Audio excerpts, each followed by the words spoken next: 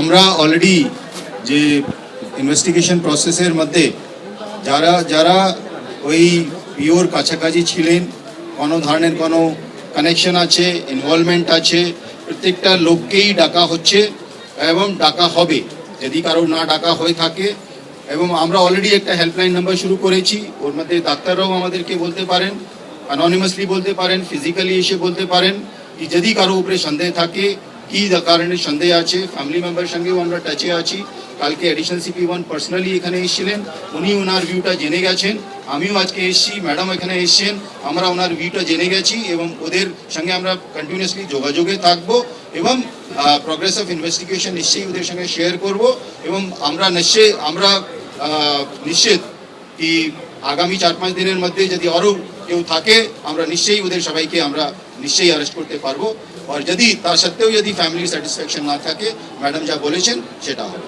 আমার কাছে যখনই কলকাতার পুলিশ কমিশনার খবরটা দেয়, আমি সঙ্গে সঙ্গে তাকে বলি যে এটা খুব নক্কারজনক ঘটনা এবং খুবই বেদনাদায়ক ঘটনা।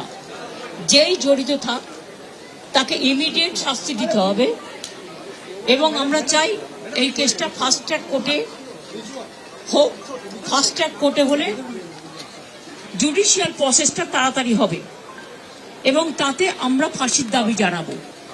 কারণ কিছু মনে রাখবেন, কিছু লোক এখনো সামাজিক অবক্ষয়ের মধ্যে আছেন, সামাজিক মূল্যবোধটাকে ভুলে গেছেন।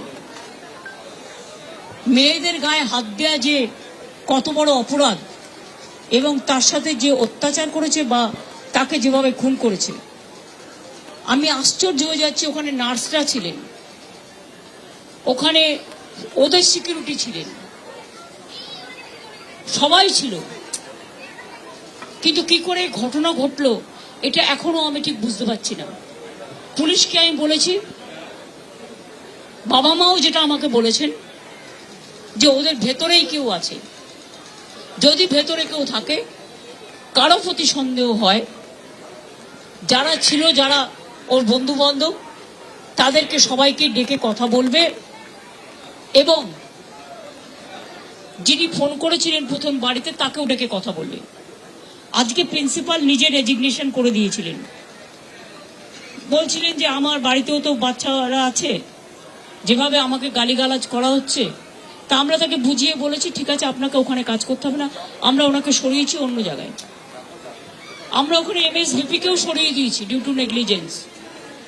আমরা হাসপাতাল থেকে হেড অফ দ্য ডিপার্টমেন্ট, যে চেস ডিপার্টমেন্ট, তাকেও সরিয়ে দিয়েছি এবং পুলিশ পোস্টে যে ACP ছিলেন তাকেও সরিয়ে দিয়েছি।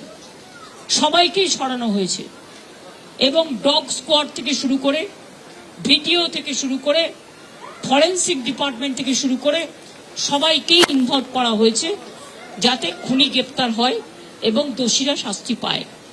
এবং আমি চাই পুলিশ যত তাড়াতাড়ি সম্ভব দোষীদের গ্রেপ্তার করবে।